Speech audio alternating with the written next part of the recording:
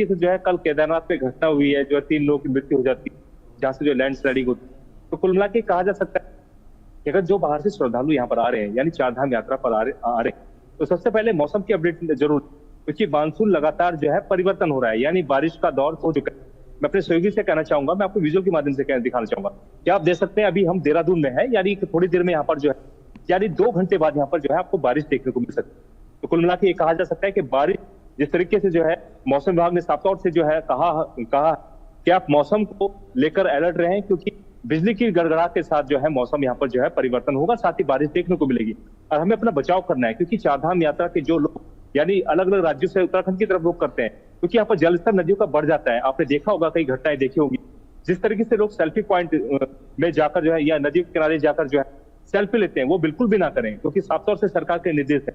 और आपदा प्रबंधन विभाग लगातार नजर बनाए हुए हैं, क्योंकि मौसम को लेकर, क्योंकि आपने देखा हो कि नदियां उफान पर हो जाती हैं, गदरे उफान पर हो जाते हैं, जो लोग सड़क नदियों के किनारे रहते हैं, तो उनको भी लगातार प्रशासन अलर्ट रहने के लगातार बोल रहे हैं। तो कुल मिला के कहा जा सकता है, अगर मौसम की बात करी जाए तो अभी जिस तरीके से तापमान की अगर बात करी जाए, तो इस वक्त अगर तापमान की बात तो 35 डिग्री सेल्सियस यहाँ पर तापमान, लेकिन यहाँ पर लगातार बारिश देखने को मिल रही है, तो कहीं ना कहीं राहत भी मिल रही है। लेकिन अब मौसम जो है, जिस तरीके से मौसम ने अपना रुख बदला, क्योंकि बरसात का मौसम जो है शुरू हो चुका है, तो चारधाम भी चुनौती है सरकार के सामने और जनता के सामने भी चुनौती है।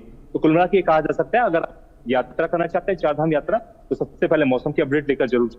तो कुल मिला के कहा जा सकता है कि अभी थोड़ी देर में जो है यहाँ पर भी बारिश होने वाली है।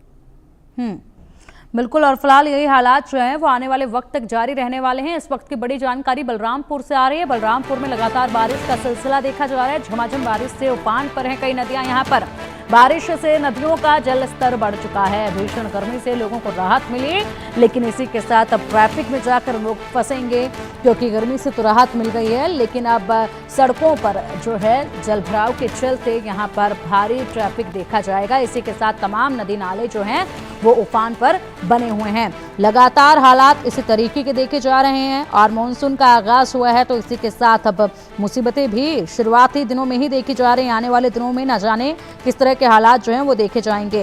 हिमाचल का रुख करेंगे, हमारे सहयोगी अनुराग जुड़े हुए हैं हिमाचल से। हिमाचल से क्या अपडेट आप मौसम को लेकर अनुराग दे रहे हैं? देखिए पिंकी, हिमाचल जैसे हम अन्य राज्यों की बात करते हैं, अन्य राज्यों में कहीं ना कहीं ऐसा लगता है कि मौसम सुहावना हो गया, लोगों को गर्मी से राहत मिलती है, वैसे ही हिमाचल में जो है उसका बिल्कुल विपरीत असर पड़ता है। अगर आपने देखा होगा, हिमाचल में हमेशा लैंडस्लाइड, फ्लैश फ्लड, रोड्स के ऊपर जो है मलबा जाम आ जाता है, ऊपर से पहाड़ खिसक जाते हैं, पेड़ दरदरा जाते हैं, इस तरह की समस्याएं जो हैं वो हिमाचल में हो जाती हैं। उसी तरह से मौसम के साथ साथ में पानी पीने की समस्या जो है वो भी एक हिमाचल में एक बहुत बड़ी समस्या बन जाती है, क्योंकि नदी नालों का पानी जो है वो खारा हो जाता है, उसमें मलबा भर जाता है, गाद भर जाती है, जिसकी वजह से हिमाचल के लोगों को पानी की एक बहुत बड़ी समस्या आती है।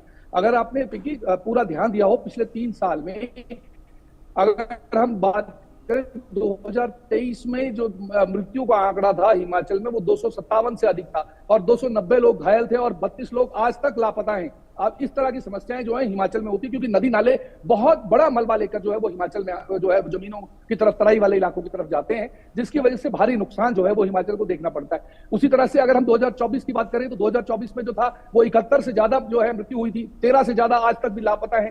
उसी तरह से अभी 2024 में अगर हम 16 अगस्त 17 अगस्त की बात करें तो उस वक्त भी 35 से ज्यादा लोग जो थे पिंकी वो आज तक जो है वो नहीं मिल पाए। तो इस तरह की समस्याएं हैं। और अगर आज की स्थिति की बात करें, हिमाचल की टेम्परेचर जोन जो है वो अलग अलग 4 अलग भागों में है। अगर आप देखेंगे कि कुल्लू, लाहौल, मंडी और लाहौल स्पीति जो है वहां पर माइनस तक टेम्परेचर चला जाता है, जबकि हमीरपुर, बिलासपुर और कांगड़ा और जब हम ऊना की बात करते हैं तो 46-47 को टच करता है। तो इस तरह की समस्याएं जो है वो हिमाचल में बहुत ज्यादा लगातार रहती है। और बारिश के साथ में जो ह्यूमिडिटी लेवल है जब बढ़ जाता है तो उसकी वजह से बहुत जो लोगों को त्राही त्राही माम हो जाते हैं, क्योंकि गर्मी का जो प्रकोप है वो सामने देखने को मिलता है। वहीं फ्लैश फ्लड्स की वजह से जो लोगों को डर रहता है, नदी नालों को जो पानी आ जाता है, तो ये एक अलग समस्या है। अगर आपने देखा होगा, क्योंकि जैसे ही गर्मी को राहत मिलती है और हिमाचल में बारिश का आगाज होता है, वैसे ही जो लोग हैं वो दिल्ली, हरियाणा, पंजाब से हिमाचल की ओर दौड़ते हैं। जब वो हिमाचल की ओर आते हैं तो उनको मैनेज करने के लिए भी एक हमें वो अलग तरह की टीम जो है वो डिप्लॉय करनी पड़ती है प्रशासन को। लोगों को अति उत्साह में नदी नालों में जाने की कोशिश करते हैं। अगर आपको याद होगा, अभी 2 दिन पहले जो है वो कुल्लू में 3 लोग बह गए। तो इस तरह की समस्याएं जो है पिंकी, वो हिमाचल में अलग अलग तरह की हैं। और अभी तो फिलहाल शुरुआत भी नहीं कह सकते हैं हिमाचल में, क्योंकि अभी तो राजस्थान से पीछे ही है मानसून। हिमाचल में तो अभी तक आया ही नहीं है और इतनी बुरी समस्याएं हैं। अगर आपको याद होगा, कुल्लू में अभी एक फ्लैश फ्लड आया था जिसमें 25